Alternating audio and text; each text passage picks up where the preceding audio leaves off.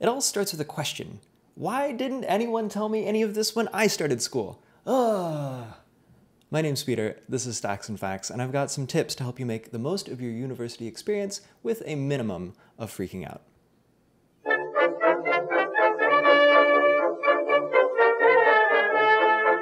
So first of all, congratulations, going to college is a big deal. Yeah, it's gonna be hard, but it's also gonna set you up for success in whatever you decide to do with your life, even if you don't know what that is right now. Which, by the way, is totally fine. Nobody really knows what they're gonna do with their lives, so you're doing okay. But just because college is hard doesn't mean that there's nothing you can't do to make it easier. So I wanted to share with you some things that I wish someone had told me before I started my undergrad and eventually my master's. They would have saved me all kinds of trouble, so I'm passing them to you. You ready? All right, let's do this. Number 8, workshops are your friend. What we expect university to be like and how it actually ends up being are two very different things. And that's because what's expected from us is different between high school and college. Take writing, for example. Well, we learn the very basics of how to write a paper in high school, intro, body, conclusion. These are truly the very basics. In university, you'll be held to a higher standard in your writing or even a different style, depending on the field that you're studying. But since a lot of your classes are going to be lectures, you and your 200 classmates might not get a lot of feedback from your professors or your TAs on how to do that. Most universities know this, and they offer workshops to help bring you up to speed. They're free, they're a lot more personal, and they cover everything from academic skills like writing, presenting, and researching, to life skills like time management, interviewing well, and taking care of your health. Every school has different offerings, but it's worth starting your search at the library, which is home to many of the student support services that your school's gonna offer. And the cool thing about starting at the library is that if it's not where the things that you're looking for are, the librarian's gonna be happy to help you find them. Number 7, textbooks are expensive, but they don't have to be. When you're in college, sometimes it comes down to, am I going to buy a textbook or am I going to eat for a month? I hate that this is a decision that people have to make so much. It's criminal. But to cope with this, look for classes that use open textbooks in their curriculum. These are published for free online or printed at very low cost so that you don't have to decide that it's going to be ramen for dinner every day for the next 4 years. Email the library and ask if they have a list of courses or professors that use them. You can also use what's known as the Interlibrary Loan, or ILL system. Basically, you tell your library, I'm looking for a copy of this book, and they'll go find it and borrow it from another institution to loan to you as if it were one of theirs. It's free, and it can be done online about as easily as you can order a textbook off of Amazon. So that's pretty sweet, right? Number 6, find a quiet place to study. Living in the dorms can be super fun with lots of parties and new experiences and things that you might not have done or consumed before. And so when things get a little hectic, getting out of your dorm to study or be otherwise productive is a super important habit to build early on in your academic career. You can, of course, go to any old space in the library. That's what most people do. But if you want some variety, you might want to check out your library's rare books and special collection space. They're beautiful, quiet, and never as crowded as the rest of the library. This is going to serve you well, especially during midterms and finals week. Trust me on this, it gets messy. Number 5, plan for failure, at least of technology. Your laptop is probably going to die. That's just how things seem to pan out. Maybe you drop it, or maybe you visit one too many websites of ill repute. No judgment, but at some point it's going to happen. With a little bit of planning though, it won't be the end of the world for you.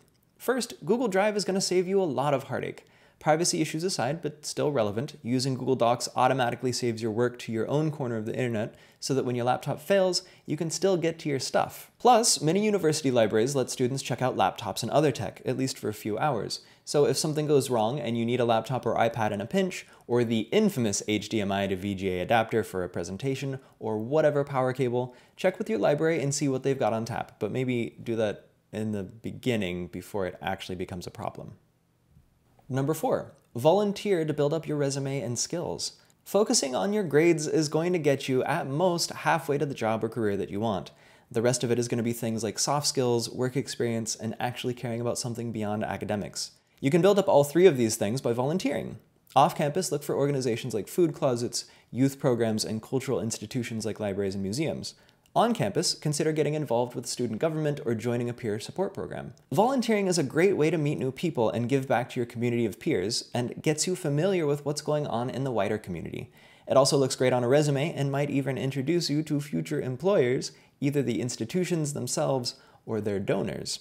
To get started with volunteering on campus, try Googling your school's name and the phrase peer programs, or wander around your campus and see who has the best signage. For off-campus opportunities, reach out to your public library and ask them about their community partners, or just ask them if they need volunteers. Seeing a trend?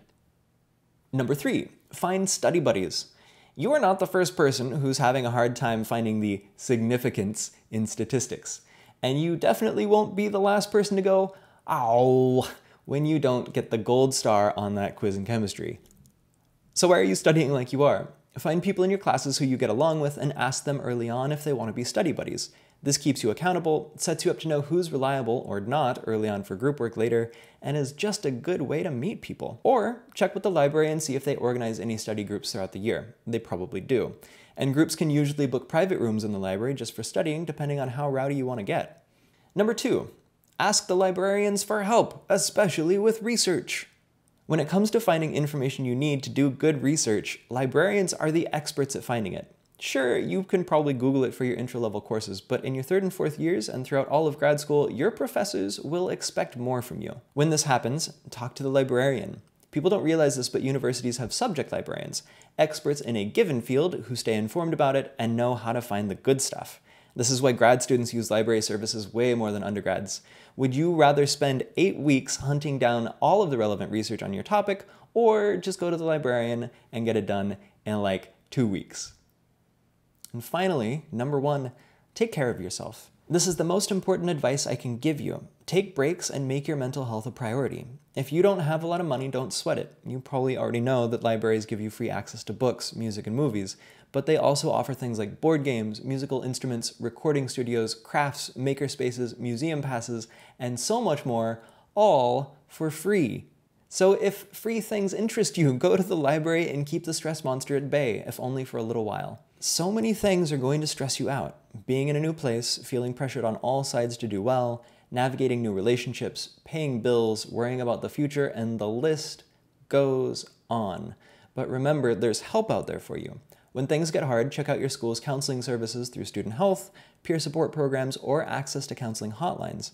And you can ask the librarian about this too. It can be scary, but recognizing that you need help and asking for it are the most important, life-changing things that you can do. You're allowed to feel sad or angry or anxious, and it's normal to sometimes feel like nothing's going right in your life and everything is outside of your control. But I promise you that there's no failure so big that it will ever be worth ending your life over. So if you ever start having suicidal thoughts or think to yourself that you'd be better off dead, or if you're worried that someone you know might be suicidal, please seek help.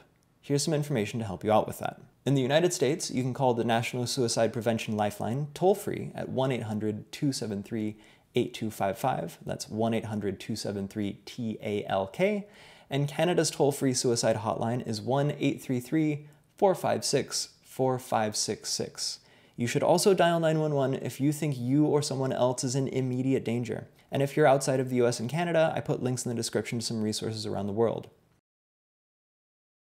I like you just the way you are, and even if you don't see it, you'll make this world a better place just by daring to be your own honest self, by showing others with your example that it's human to be sad, or angry, or scared, and that you can choose to deal with those feelings in a healthy way. So please, stick around and ask for help when you need it.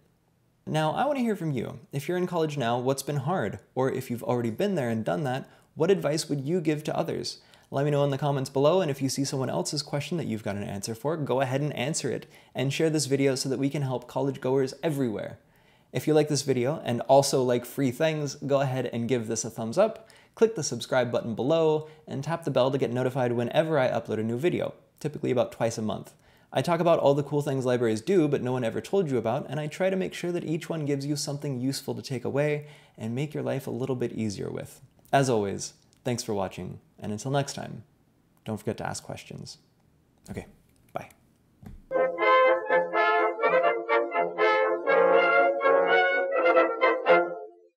But they also offer things like board games, musical instruments, recording studios, crafts, makerspaces, what a list, okay. Museum passes, and so much more for free.